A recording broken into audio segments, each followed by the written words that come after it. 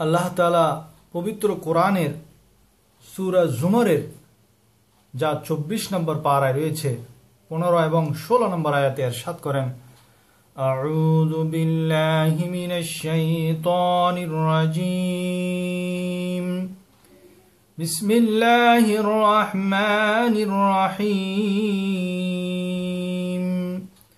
قل إن الخاسرين الذين خسروا أنفسهم وأهليهم يوم القيامة ألا ذلك هو الخسران المبين। অর্থাৎ বলুন, কিয়ামতের দিন তারাই বেশি ক্ষতিগ্রস্ত হবে যারা নিজেদের ও পরিবারবর্গের তরফ থেকে ক্ষতিগ্রস্ত হবে। জেনে রাখো, এটাই সুস্পষ্ট ক্ষতি।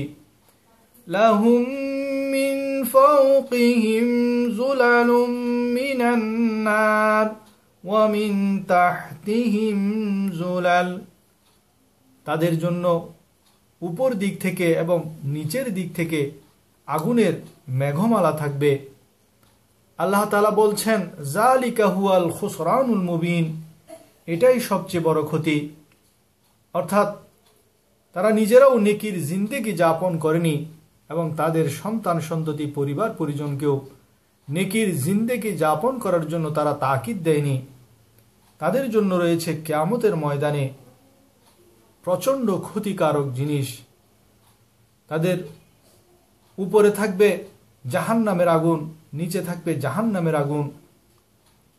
এ ব্যাপারে একটি হাদিস খুবই গুরুত্বপূর্ণ। হাদিসটি 3 জন সাহাবী বর্ণনা করেছেন, হযরত আনাস বিন মালিক, হযরত আব্দুল্লাহ ইবনে মাসউদ এবং হযরত আব্দুল্লাহ ইবনে ওমর রাদিয়াল্লাহু তাআলা আনহু। বলা হচ্ছে, মা মিন আবদিন আকামা আমারাল্লাহি ফীহিম আম আযাহু, কিয়ামতের দিন প্রশ্ন করবেন আল্লাহ তাআলা, তোমাদেরকে যাদের কর্তা বানিয়েছেন, জিম্মাদার বানিয়েছেন, তোমরা তাদেরকে আল্লাহ ও রসুলের হুকুম পালনকারী বানিয়েছো কিনা। হযরত আব্দুল্লাহ ইবনে ওমর ইবনে খাত্তাব রাদিয়াল্লাহু তাআলা আনহু বর্ণনা করেন, নবী করিম সাল্লাল্লাহু আলাইহি ওয়াসাল্লাম ইরশাদ করেন, কিয়ামতের মাঠে আল্লাহ তাআলা একদিকে মা বাবাকে দাঁড় করাবেন এবং অন্যদিকে তাদের সন্তানদের দাঁড় করাবেন এবং সন্তানদের প্রশ্ন করবেন, এই দুজনকে তোমরা চিনো কিনা। সন্তানরা জবাব দিবে, এরা আমাদের মা বাবা, তারা আমাদেরকে লালন পালন করেছেন, বড় করেছেন। এবার মা বাবাকে প্রশ্ন করবেন, তাদের সন্তানদেরকে চিনে কিনা। মা বাবা ও সন্তানদেরকে চিনার কথা ঘোষণা দিবেন। তখন আল্লাহ তাআলা মা বাবাকে আবার প্রশ্ন করবেন, মাজা আদাবতাহুম ওয়া মা আল্লামতাহুম, অর্থাৎ তোমরা তোমাদের সন্তানদের কি আদব শিখিয়েছ, কি জ্ঞান শিখিয়েছ। সুতরাং হে সম্মানিত পিতামাতাগণ, মনে রাখবেন, কিয়ামতের কঠিন সময় আপনাকে আপনার স্ত্রীকে আপনার সন্তানদের ব্যাপারে আল্লাহর সামনে জবাবদিহি করতে হবে।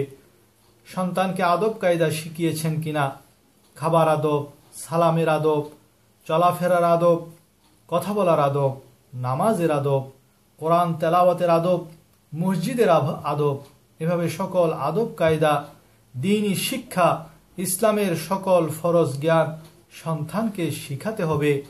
আর শিখাতে হলে প্রথমে মা বাবাকে এসব জ্ঞান জানতে হবে।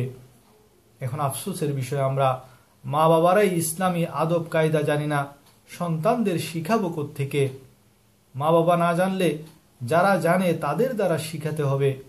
এক প্রকার মা বাবা হলেন যারা নিজেরাই আদব কায়দা জানে না, ইসলাম সম্পর্কে জ্ঞান রাখে না এবং সন্তানদেরকেও শিক্ষা দিতে পারে না। অপর প্রকার লোক যারা নিজেরা খুবই নেককার কিন্তু সন্তানদেরকে নেককার বানানোর চেষ্টা করে না। আরেক প্রকারের লোক হলো যারা নিজেরা অজ্ঞ কিন্তু সন্তানদেরকে মাদ্রাসা দিয়ে, মক্তব দিয়ে, হুজুরের মাধ্যমে দ্বীনের জ্ঞান দানের ব্যবস্থা করে থাকেন। প্রথম 2 প্রকারের জন্য রয়েছে কিয়ামতের খুবই লাঞ্ছনা। আর শেষ প্রকারের লোক সন্তানকে দ্বীনের জ্ঞান দেওয়ার ফলে আল্লাহর রহমতের ছায়ায় আশ্রয় পাবার আশা করা যায়।